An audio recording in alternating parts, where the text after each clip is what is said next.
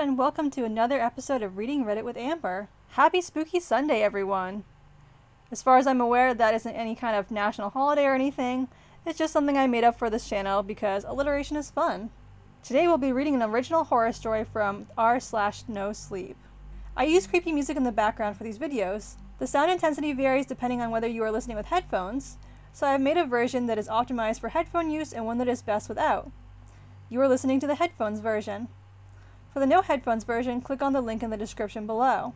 Our story today is called Unethical Life Pro Tip: How to Get Home When You've Missed the Last Train.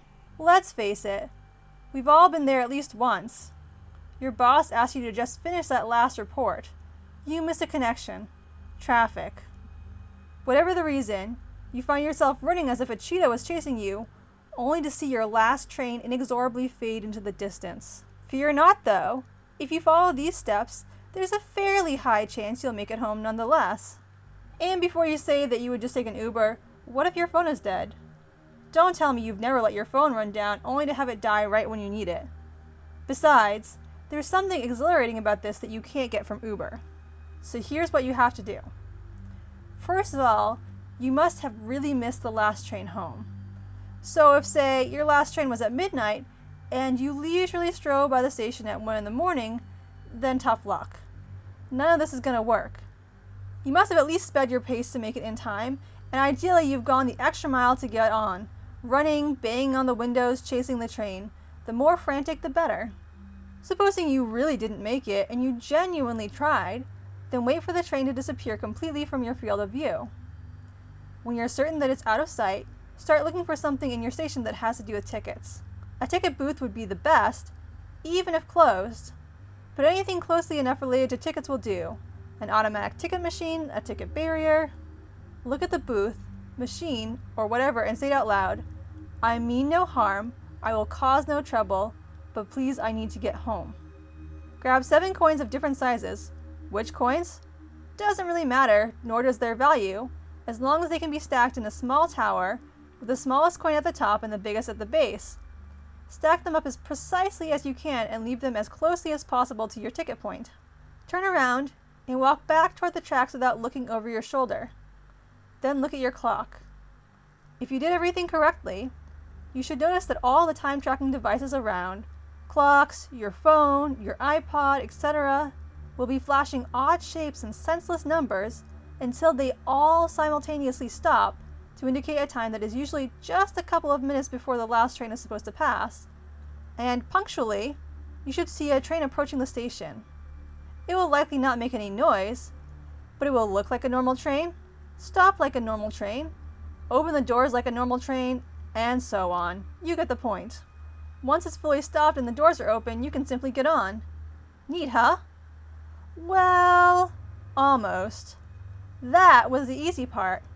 The fact that you made it on doesn't necessarily mean you will be able to get off as well. As a frequent user of the 7 coins train myself, I've come up with a few rules you should be respecting to increase your chances of getting home safe and sound. Rule 1.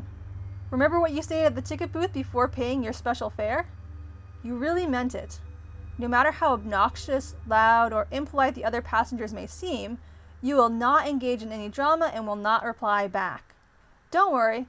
It's not like you'll see faceless monsters or gruesome things, but your fellow travelers will go out of their way to annoy you.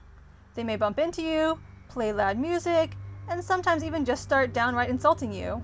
Do not respond, or just politely move away slightly or nod or shake your head if you absolutely must. Rule 2.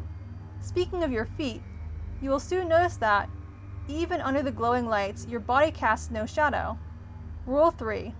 If you see a child in a green raincoat offering you an apple, shake your head to refuse it politely. The child's grin will keep getting bigger and bigger until it becomes downright creepy. Keep ignoring the child. He will eventually throw it on the floor. The apple will break and a few hundred worms will erupt from it. Aren't you thankful you didn't take it now? Rule 4. A young man in tattered clothes and blue hair will listen to loud metal music right next to you. Just ignore the music if it's not your genre. At some point, it will really sound like people talking about you, instead of normal metal lyrics. You might hear about secrets you never told anyone, about your biggest fears and greatest failures. Sometimes it will just recall fun memories and moments of your life. Do not flinch. Do not react. Pretend it's normal music and carry on. Most important of all, do not cry or laugh no matter what. Rule 5. Do not get off at the first stop with the name of your stop. Sorry for the poor wording, but I don't know how to make it any clearer. That's not the correct stop, even if everything looks right for you. I know from experience, and trust me, it's not pretty if you get off there. Not saying you can't get out alive. I'm here after all, right? But the price to pay will be higher than you think. Imagine a limb, your firstborn, the love of your life, or all of the aforementioned. Rule 6. The correct stop will come eventually, but you have to count carefully. The real stop will be the stop after the 5th time you see your stop's name. Hear me out, as this is complicated. You'll see your stop named different times during the trip. Count them. When you reach number 5, you know that the next stop will be yours, even if it has a different name. Sometimes, to confuse you, the train will flash a name in a foreign language or something very ominous looking like Hell's Mouth or Death Wish and so on. Ignore all of that. If you counted correctly, you'll be at your stop. Rule 7. Once you get off, even if the stop is incorrect, there's no way to get back on the train, and you may or may not be able to go back home or to normal life if you mess up. Be careful. Be super careful and count. It's not as easy as it sounds, especially when you have a creepy grinning child outstretching an apple, even more so after you've seen the trick and know what's inside of it. A punk whose music is reminding you of your father's untimely death, and when the lady in white is trying to seduce you, and gender doesn't matter here. No matter how you identify, she will be on you. And all you can really look at are her abnormally long fingers. Ooh, I didn't mention that, right? Never mind, maybe another time. So, yeah. Again, be careful. Your only chance, at that point, is to peek out of the open doors and see if you spot your stop station outside. Be very observant. It must be your station and not something similar to your station. Look for details. Rule 9. Supposing you're right and you really spot the correct station, your only chance at this point is to push your way through the crowd and literally yeet yourself out. Remember when I said you really meant no harm? This is the only exception to that rule. Push, kick, punch, do whatever it takes and get out. It will suddenly look like you have a million people in front. Arms and feet and tentacles and God knows what will try to hold you back. Don't let them. Unless you want to become a passenger of that train. Just like the kid, and the punk, and the lady in white, and the man in the bear suit. I didn't mention him either, did I? A pity. But I'm getting forgetful these days. Anyhow, my personal theory is that all these people were just normal passengers who had missed the last train to their destination and just became part of the circus. Maybe they're still trying to get out in their own way. Or maybe once you're on the train, you never really leave it, and a bad, corrupted copy of you stays on forever.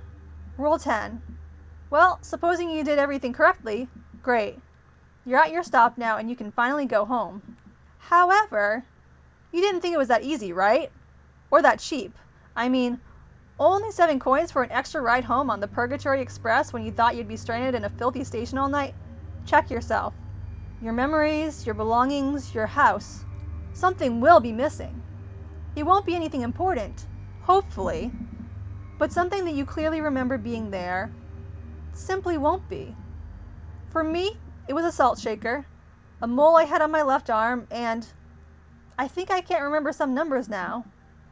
But I really can't tell. It's hard when the things they take from you aren't material. You sort of know you're not whole anymore, but you can't really put your finger on it. In any case, this is your unethical guide on how to get home when you've missed the last train. Maybe one day, I'll tell you about the other odd folks I met on my many times on that train, or I'll teach you how to strike a pact with a ghost to pass your university exams. See you on board! I hope you enjoyed today's video. If you did, consider giving a like or let me know in the comments. Today's story is part of a series, so if you enjoyed this one, be sure to tune in next week. We'll be learning more about the Lady in White. Thanks for watching and have a great day.